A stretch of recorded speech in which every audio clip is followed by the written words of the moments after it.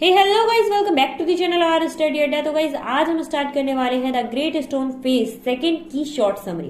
Guys इस time Ernest अभी भी अपनी जन्म घाटी में ही रहते हैं, जहां पर उन्होंने जन्म लिया था वहीं पर वो रहते हैं। वो एक साधारण से व्यक्ति हैं और हमेशा वर्ल्ड के लोगों की हेल्प करने के बारे में ही सोचते रहते हैं। वो आज भी सीधे सज्जन से और लोग आज भी समझते हैं कि वो एक नॉर्मल इंसान है। समय बीतता जाता है और अर्नेस्ट अब एक ओल्ड मैन में चेंज हो चुके थे। वो काफी इंटेलिजेंट थे एंड काफी बुक्स वगैरह के बारे में स्टडी करते रहते थे। इस कारण वो अब पूरे वर्ल्ड में फेमस हो चुके थे। दूर दूर से लोग उनसे मिलने आते थे, उनसे बातें करने आते थे, मतलब एक जानी मानी हस्ती बन चुके थे। बट वो अभी भी उसी घाटी में रहते थे एंड ग्रेट स्टोन फेस का वेट कर रहे थे। जब अर्नेस्ट ओल्ड हो जाते हैं, मतलब बूढ़े हो जाते हैं, उसी टाइम पर एक नए नए पोएट उभर कर आते हैं, ठीक है, जिन्होंने नई नई कविताएं लिखी थी। और वो पोएट उसी घाटी से बिलोंग करता था जहां पर अर्नेस्ट रहते थे। मतलब जब वो छोटा रहा होगा तो उस घाटी को छोड़कर चला गया होगा और एक लंबे टाइम तक वो अपनी घाटी से दूर रहा था। बट वो अपनी घाटी के बारे में और ग्रेट स्टोन फेस के बारे में कुछ भी नहीं भूला था। उसके बारे में उसने बहुत सारे सॉन्ग्स लिखे थे और बहुत सारी पोएम्स लिखी थी। अर्नेस्ट को उसके जो सॉन्ग्स थे वो पढ़ना अच्छा लगता था और एक बार उनको मिल गया था, इसलिए उसने उस ग्रेट स्टोन के बारे में सब कुछ पढ़ना स्टार्ट कर दिया। अब अर्नेस्ट को ऐसा लग रहा था कि कोई इंसान इस पत्थर के बारे में इतना सारा कैसे लिख सकता है एंड फील कैसे कर सकता है, शायद वही ग्रेट स्टोन जैसा दिखता हो। और उसने अपनी जो ग्रेट स्टोन की अहमियत थी वो अपनी नज़रों में बहुत ज़्यादा उठाई थी और उसके बारे में बहुत कुछ लिखा था। उसका जो फेस था वो मुस्कुराता हुआ नजर आता है, ये बात उसने अपने सॉन्ग्स में भी लिखी थी। परंतु अब अर्नेस्ट के पास कोई आंसर नहीं था, क्योंकि वो उस पोएट से या राइटर से अभी तक नहीं मिल पाए थे, ना ही उस फेस को मैच कर पाए थे।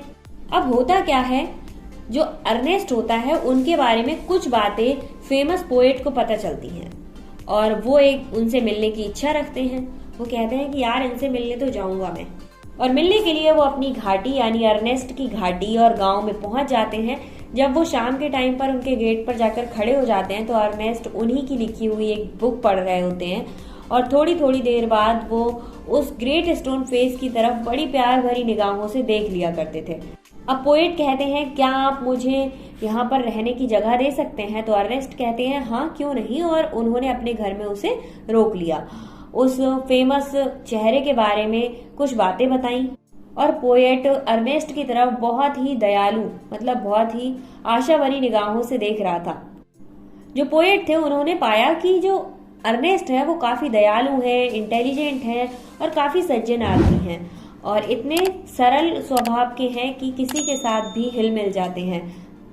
अर्नेस्ट भी पोएट के दिमाग से बहुत ज्यादा अट्रैक्ट हो चुके थे। उन्हें ऐसा लग रहा था मानो पत्थर का जो चेहरा था वो कहीं ना कहीं कवि की बातों में यानी पोएट की बातों में झलक रहा हो। बट अभी तक उन्हें ये नहीं पता था कि ये जो पोएम्स हैं या जो सॉन्ग जो मैं पढ़ता हूँ उसके पोएट यही हैं। आखिर वो उनसे पूछते हैं कि आप कौन हैं? तो वो कहते हैं कि मैं वही पोएट हूँ जिसके सॉन्ग आप पढ़ रहे हैं। और जैसे ही वो उसको देखते हैं वो देखते रह जाते हैं और तुरंत ग्रेट स्टोन फेस की तरफ देखते हैं और मैच करते हैं कि भाई ये पोएट मैच कर रहे हैं या नहीं कर रहे हैं। इससे पहले ही कि अर्नेस्ट कुछ कह पाते, पोएट कहने लगते हैं नहीं, मैं उस ग्रेट स्टोन फेस जैसा बिल्कुल भी नहीं हूँ। मेरी जो रियल लाइफ है वो काफ़ी डिफरेंट है और मेरे बहुत सारे सपने हैं जो पूरे भी हुए हैं और नहीं भी हुए हैं। मैं इतना महान नहीं हूँ और ना ही इतना दयालु हूँ। उसकी जो लाइफ है वो पोएम से काफ़ी हटके है। अब ये सारी बातें होने के बाद पोएट ने तो मना कर दिया कि मैं ग्रेट स्टोन फेस जैसा नहीं हूँ, बट अर्नेस्ट को अपनी डेली रूटीन पर ही रहना था। वो हर शाम को अपने पड़ोसियों से मिलने जाते थे और कुछ बातें किया करते थे। साथ साथ पोएट भी चले गए, पोएट भी उनके साथ गए और उनकी बातों को सुना और महसूस किया। जो अर्नेस्ट की लाइफ थी, कैरेक्टर थी और उन्होंने जो लिखा था, मतलब पोएट ने जो ग्रेट स्टोन के बारे में लिखा था, वो सारी बातें कहीं ना कहीं अर्नेस्ट पे एकदम फिट बैठती थी, क्योंकि वो ग्रेट भी था, महान भी था और उसका फेस जो था वो ग्रेट स्टोन फेस से मैच भी कर रहा था, दयालु था। उसमें सारे कैरेक्टर थे जो ग्रेट स्टोन फेस में होने चाहिए थे या फिर जो भविष्यवाणी हुई थी उसमें बताए गए थे। और पोएट उसके चेहरे को देखता है, फिर ग्रेट स्टोन फेस की तरफ देखता है और वो कहता है अनाउंस कर देता है कि जो अर्नेस्ट है वो एकदम ग्रेट स्टोन फेस जैसा ही दिखाई दे रहा है, क्योंकि शाम का टाइम था और फेस बहुत ज़्यादा क्लियर नहीं था। मतलब जैसी चमक उस ग्रेट स्टोन फेस पर थी वही चमक उसने अर्नेस्ट के फेस पर देखी। शाम के टाइम में एक अलग सी चमक आ जाती है, देखना आप लोग भी। तो और सभी लोग उसकी इस बात से सहमत हुए, बट अर्नेस्ट को अभी भी विश्वास नहीं था। वो कहता है चलिए घर चलते हैं।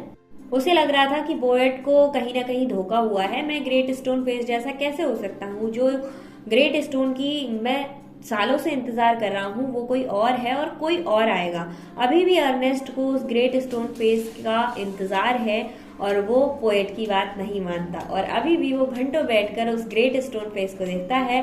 गाइज यहीं पर आपका चैप्टर फिनिश हो जाता है। आई होप आपको समझ आया होगा। मिलते हैं नेक्स्ट वीडियो में न्यू चैप्टर की शॉर्ट समरी के साथ।